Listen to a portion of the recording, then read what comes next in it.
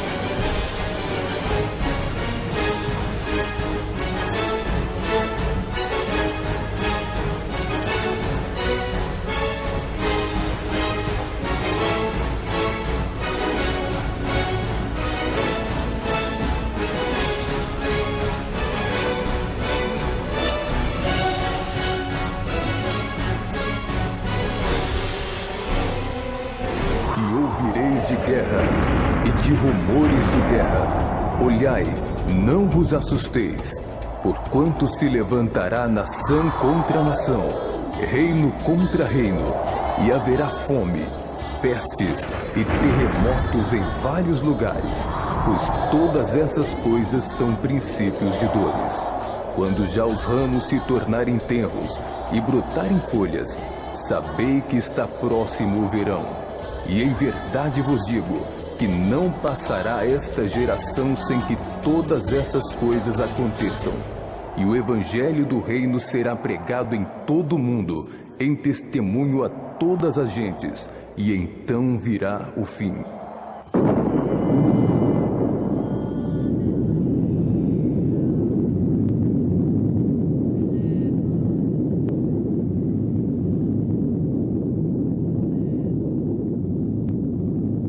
As cenas que você acabou de assistir são muito comuns ao habitante do século XXI.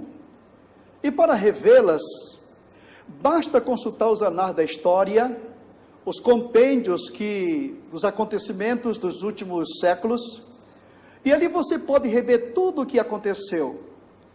Mas estas cenas se revestem de uma autoridade muito singular quando nós abrimos a Bíblia Sagrada e verificamos que antes que estas coisas acontecessem, com toda certeza, já estavam escritas aqui neste livro, o que a Bíblia chama de acontecimentos proféticos. E o que nós vamos tratar daqui para frente são das coisas que em breve devem acontecer. Não nos deteremos nos anais da história, porque história você já conhece. Mas aquilo que está pela frente, que está no coração de Deus, somente Deus pode trazer até nós. E a Bíblia Sagrada declara que Deus não fará coisa alguma sem antes revelar os seus segredos aos profetas. Porém, nós queremos neste momento falar sobre a questão do arrebatamento da igreja. E você sabe que com relação ao arrebatamento da igreja, existem 3 linhas de pensamentos. A linha número 1 é do pré-tribulacionismo, a número 2 do mid-tribulacionismo e número 3 do pós-tribulacionismo. O que significa pré, mid e pós-tribulacionismo? A linha do pré-tribulacionismo é a que admite que a igreja ela vai ser tirada da terra antes da grande tribulação. O mid-tribulacionismo admite que a igreja ela vai passar por um período da grande tribulação. E o pós-tribulacionismo prega que a igreja vai estar aqui na terra durante o período da grande tribulação. Eu quero informar para você que o nosso estudo, ele se baseará em cima da linha do pré-tribulacionismo, que é a linha de pensamento que admite que a igreja vai ser retirada da terra antes que aconteça a grande tribulação. Porém, para que eu venha dizer para você que eu sou pré-tribulacionista, é muito fácil encontrar pelo caminho alguém que tenha um argumento do mid e do pós-tribulacionista. Então nós temos que ter alguns argumentos que comprovem a nossa postura, a nossa posição. E nós queremos mostrar para você aqui nesse momento 2 acontecimentos históricos e um é escatológico. O número 1, você sabe que este mundo já passou por 2 grandes julgamentos da história. O primeiro grande julgamento da humanidade aconteceu justamente por ocasião do dilúvio. E quando você abre a Bíblia Sagrada, no capítulo 6 do livro de Gênesis, nós encontramos aqui a Bíblia Sagrada nos declarando o seguinte, versículo 5, viu o Senhor que a maldade do homem se havia multiplicado na terra, e que era continuamente mal todo o desígnio do seu coração. O versículo 7 diz ainda, disse o Senhor, farei desaparecer da face da terra o homem que criei, o homem e o animal, os répteis e as aves do céu, porque me arrependo de os haver feito. Este aqui foi o primeiro grande julgamento da história. Quando nós observamos aqui esse trecho do versículo, do capítulo 6, do versículo 7, que era mau o coração, o desígnio do homem, significava dizer que toda aquela geração havia se corrompido, tinham se atolado no lamaçal de violência, no lodo terrível de prostituição, de delinquência, de tudo aquilo que você pode imaginar de maldade que um homem possa fazer ao outro. Era esta a característica dos antediluvianos. E esta foi a razão que levou Deus a entrar em julgamento com este planeta. E toda a carne desapareceu justamente por causa da maldade. Porém, a Bíblia Sagrada nos mostra que naquele tempo existia um homem, que a Bíblia Sagrada chama de Noé, o pregoeiro da justiça. Este homem, com toda a sua família, no meio de um mundo de tanta maldade, de tanta violência, ele soube se manter numa linha de pureza diante de Deus, ao ponto de Deus o convidar para fazer parte deste julgamento. Deus manda que Noé aparelhe uma arca, e entrasse ele e toda a sua família, e os animais que foram previamente selecionados por Deus, para que escapassem daquele grande julgamento.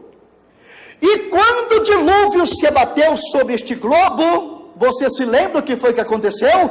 Deus permitiu que aquele homem, Noé, entrasse na arca com toda a sua família, e somente depois que ele entrou na arca, foi que Deus entrou em julgamento com este planeta. É uma prova contundente de que Deus, ele tira os seus antes que o mal aconteça. E o segundo grande julgamento da história aconteceu por ocasião da destruição da cidade de Sodoma.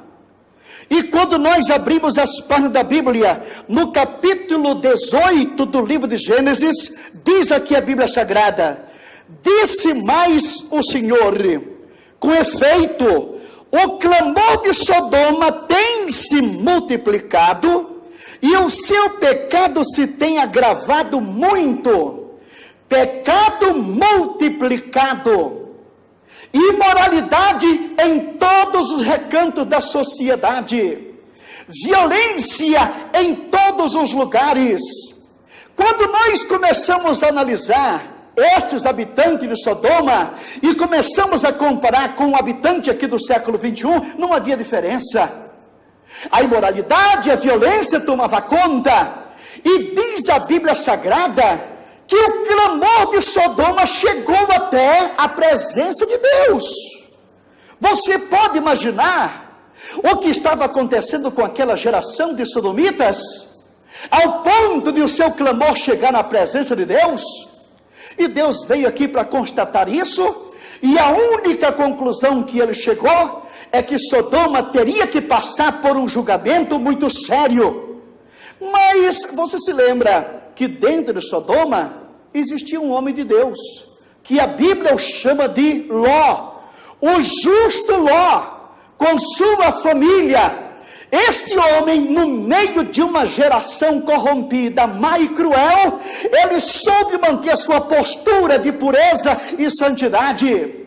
E quando Deus abateu o julgamento sobre Sodoma, o que foi que aconteceu? Deus permitiu que Ló saísse da cidade, ele com as suas filhas e a sua esposa, que infelizmente contaminada pelo mundo, olhou para trás e participou daquele juízo. E depois que Ló saiu com as suas filhas, foi que Deus destruiu as cidades de Sodoma e Gomorra.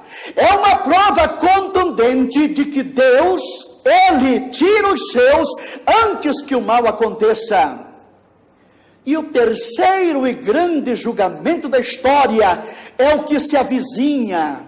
A Bíblia Sagrada fala de uma grande tribulação que vai se abater sobre o globo da terra, sobre este mundo e sobre esta geração. E quando nós começamos a indagar de Deus por quê que este mundo vai entrar neste julgamento, meu filho, nós não precisamos dizer a razão. Basta você observar no seu dia a dia, através das novelas, através da televisão, através dos meios de comunicação, a violência que paira sobre o planeta Terra, a onda de imoralidade que entra na sua casa, através da televisão, através dos filmes, através das novelas, enfim. A imoralidade hoje não tem mais freio, é na internet, onde você clica em um botão e é capaz de ver as cenas mais impuras e mais imorais que podem existir na face da terra.